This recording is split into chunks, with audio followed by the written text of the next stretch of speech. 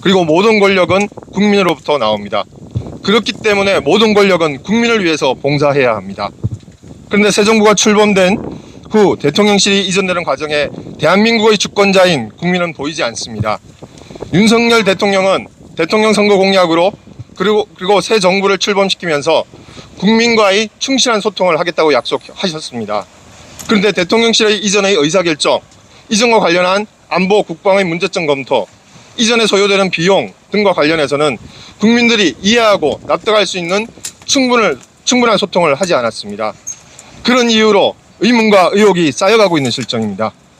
대통령제 국가에서 대통령의 집무실과 관저는 국가 의사결정이 내려지는 중추적 시설입니다. 대통령과 집무실과 관저는 현 임기의 대통령만 사용하는 시설이 되어서도 안 됩니다. 그런 이유로 이전의 필요성이 있다면 그 필요성을 제기하여 논의하고 이전에 따른 문제점, 이전 시기의 장단점, 이전될 장소의 선택과 문제점 보완, 이전에 소요되는 비용을 전략할 수 있는 합리적 방안 등에 관해서 국민들과 소통하고 의견을 수렴하면서 충분히 검토한 후 결정해야 할 사안입니다. 그런데 그렇게 되지 않았습니다. 그런 이유로 현재 여러 가지 의문과 의혹이 제기되고 있습니다.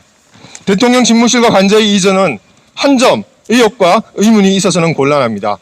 그러한 이유로 공정하고 투명한 감사가 이루어져야 합니다. 그 감사를 통해서 의혹이 해소되어야 합니다. 만약 그 과정에서 위법한 사유가 있다면 시정되어야 하고 부족한 점이 있다면 마땅히 보완되어야 할 것입니다. 그런 이유로 참여연대는 대통령실 이전의 의사결정과 이전 비용의 의혹에 대해서 국민감사를 청구하게 되었습니다. 국민감사를 청구하는 사항은 크게 4가지입니다. 하나는 대통령 집무실과 관저의 이전 과정, 대통령 집무실과 관저의 선정 과정에서 안보, 경호 등과 관련하여 필요하고 타당성 있는 제안이나 검토가 위법하게 무시되거나 묵살된 적은 없는지에 관한 의혹이 규명되어야 합니다. 두 번째로는 대통령 집무실과 관저의 이전에 소요되는 비용에 대한 의혹입니다. 대통령실에서 최초 밝힌 이전 비용은 496억 원이었습니다. 그런데 최근 국방부와 행정안전부, 경찰청 예산 306억 원이 전용되어 대통령실 주변 정비 등의 비용에 사용되었다는 보도가 있었습니다. 최근에는 영빈관 신축 논란도 있었습니다. 대통령실은 애초 영빈관을 신축하지 않겠다고 하였습니다.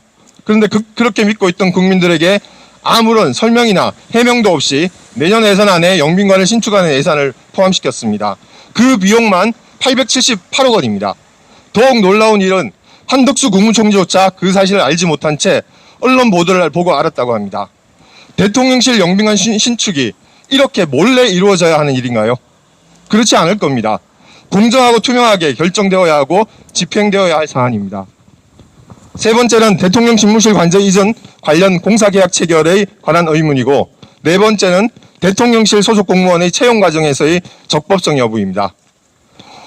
대한민국의 주권이 국민에게 있고 모든 권력은 국민으로부터 나옵니다. 선거 때만 주권자가 아니고 대통령 임기 내내 주권자여야 합니다.